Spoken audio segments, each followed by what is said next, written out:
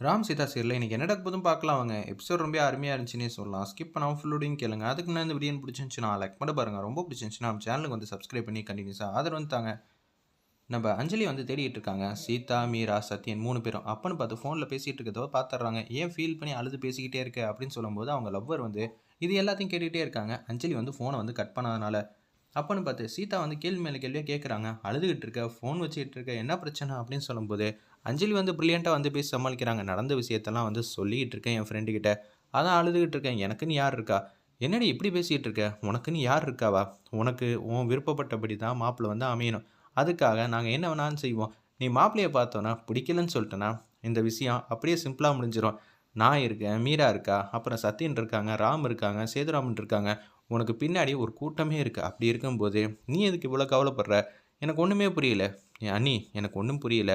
நான் வந்து உங்கள எத்தனையோ வாட்டி வந்து எடுத்தெறிஞ்சு பேசியிருக்கேன், அவமானப்படுத்தியிருக்கேன். ஆனா எனக்குன்னு ஒரு பிரச்சனை வந்தா நீங்க எப்படி நிக்கிறீங்கங்கிற மாரி அஞ்சலி வந்து கேட்குறாங்க. ஏய் இதெல்லாம் ஒரு விஷயமா? இதெல்லாம் நம்ம குடும்பத்தில ஒண்ணு தான். இன்னைக்கு அடிச்சுப்போம், நாளைக்கு சேர்ந்துப்போம், திருப்பி நாளான்னைக்கு அடிச்சுப்போம். ஆனா வாழ்க்கைங்கிறது ஒரு வாட்டி தான் அமையும்.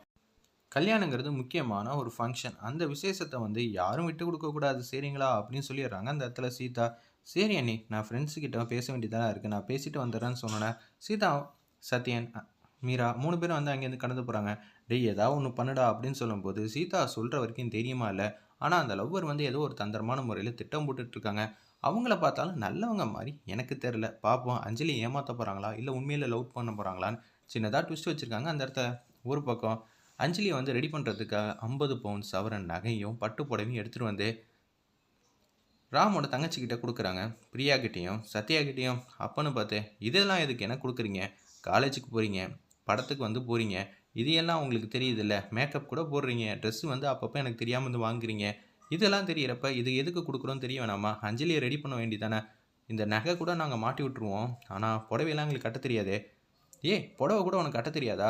காலேஜுக்கு போய் அப்படி என்னதான் கற்றுக்கிட்டீங்க? காலேஜில் யார் சித்தி புடவைலாம் கட்டி தர சொல்கிறா? என்ன சித்தி காமெடி பண்ணுறீங்களா? நீங்கள் தானே கற்று தரணும். நீங்கள் கற்றுக் கொடுக்கவே இல்லையே. உங்களெல்லாம் வச்சுக்கிட்டு என்ன சொல்கிறேன்னு தெரில. ஏ தையல் இங்கே வாடி அப்படிங்கிறாங்க. இன்னமும் என் பேர் உங்கள் வாயில் வரலையாங்கிற மாதிரி சீதா வந்து செம்மையாக நக்கல் பண்ணுறாங்க. தையல் அப்படி தான் நான் கூப்பிட்டு பழகிட்டேன். இந்த தையல் தெரிஞ்சதுனால தான் அவள் சூப்பராக ப்ரில்லியண்ட்டாக ப்ளே பண்ணி மகாலட்சுமியோட திட்டத்தை வந்து தவிடுபடியாக்கி அந்த லண்டனுக்கு வந்து தையல்லாம் தைச்சு முடிச்சு சரக்கு எல்லாத்தையும் அமுச்சு வச்சா. முதல்ல இதெல்லாம் உங்களுக்கு தெரியுமா அப்படின்னு சொல்கிறாங்க. நான் கடைசி வரைக்கும் உன்னை அப்படி தான் கூப்பிடுவேன். அஞ்சலியை போய் ரெடி பண்ணி கூட்டிகிட்டு வா. அதை எதுக்கு இப்பயே கூப்பிடுறீங்க? இன்னும் தான் நேரம் இருக்குல்ல. நேரம் இருக்குன்னா நான் சொன்னதை செய்ய மாட்டியா? போய் செய்டி அப்படின்னு சொல்லும்போது கூட வந்து 2 ராமோட தங்கச்சிங்களும் நம்ம சீதா கூடயும் வந்து போகிற மாதிரி காட்டுறாங்க. ஒரு பக்கம் அஞ்சலி இவ்வளோ நேரம் தேம்பி தேம்பி அழுதுகிட்டு இருந்தாங்க. அவங்க லவ்வர் என்னமோ ஒன்று சொல்லியிருக்காங்க போல இருக்கு. அதை கேட்டு வந்து ரொம்பவே சந்தோஷமாக வந்து உட்காந்துட்டு இருக்காங்க. அஞ்சலி என் தலையெல்லாம் வந்து பிச்சுக்கிற மாதிரி இருக்குன்னு சத்யாவும் பிரியாவும் கேட்குறாங்க. இவ்வளோ நேரம் வந்து நீ அழுதுகிட்டு இருந்த, ஆனால் இப்போ சந்தோஷமாக சிரிக்கிறேன்னா இதுக்கு பின்னாடி வேறு ஏதோ காரணம் இருக்குது. சொல்லு அஞ்சலி சொல்லு. உனக்கு பின்னாடி யார் இருக்கா? யார் வந்து பேசுனா? என்ன திட்டம் போட்டு வச்சுருக்கீங்க? நாங்கள் தெரிஞ்சுக்கணும்னு ஆர்வமாக இருக்கோம் அப்படின்னு சொல்லும்போது எதுவும் சொல்லிடாதேன்னு சீதாவும் மீராவும் அந்த இடத்துல பேசிடுறாங்க. என்னது எதுவும் தெரியக்கூடாதா? நம்ம எல்லாம் ஒரே கேங் தானே. இத்தனை நாளாக வந்து சீதா கூட நான் தான் பேசிக்கிட்டு இருந்தேன் அப்படின்னு சொல்லி பிரியா வந்து பேச்ச ஆரம்பிக்கும்போது, இப்போ அஞ்சலி நீ வந்து அந்த பக்கம் கூட்டணி வந்து வச்சிட்டியான்னு சொல்லி அந்த இடத்துல வந்து அச்சா புச்சான்னு கத்துறாங்க. நீங்கள் இன்ஃபார்ம் பண்ணுவீங்களா மாட்டீங்களா? திட்டத்தை சொல்வீங்களா மாட்டீங்களான்னு ராமோட தங்கச்சிங்க 2 பேரும் கேட்குறாங்க. அதாவது அப்படின்னு சொல்லும்போது என் விருப்பப்படி தான் இந்த கல்யாணம்னா நடக்குமா நடக்காதான்னு சின்னதா ஒரு ட்விஸ்ட் இருக்கு.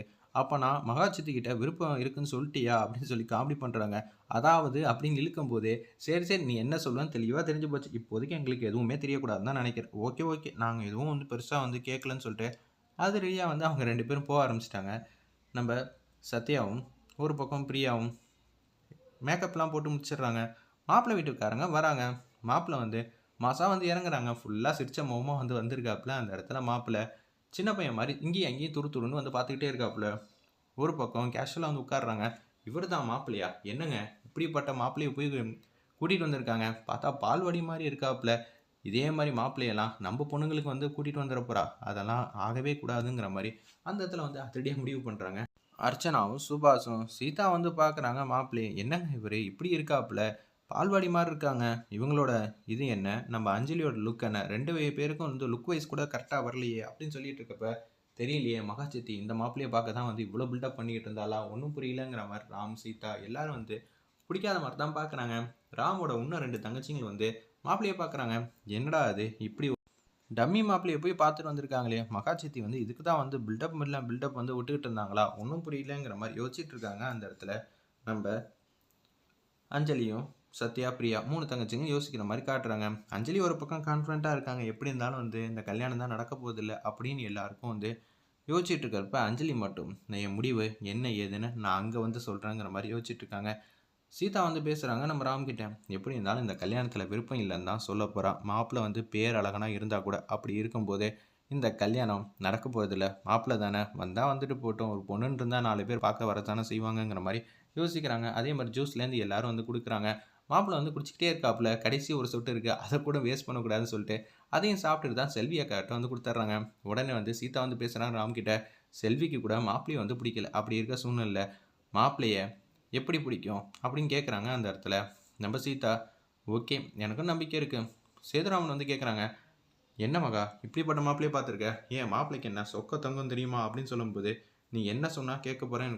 அப்படின்னு நம்ம சேதுராமன் வந்து கேட்குறாங்க. அஞ்சலிக்கு வந்து மாப்பிள்ளைய வந்து பிடிக்க வேணாமா? அவங்க 2 பேரும் தானே வந்து சேர்ந்து இருக்க போறாங்க. மாப்பிள்ளைய பிடிச்சிருக்கா இல்லையான்னு நம்ம சொல்லியே ஆகணும். அஞ்சலியோட முடிவெல்லாம் யாரு கேட்டா? இப்போதைக்கு இந்த கல்யாணம் வந்து ஜாம் ஜாம் நடக்க போது.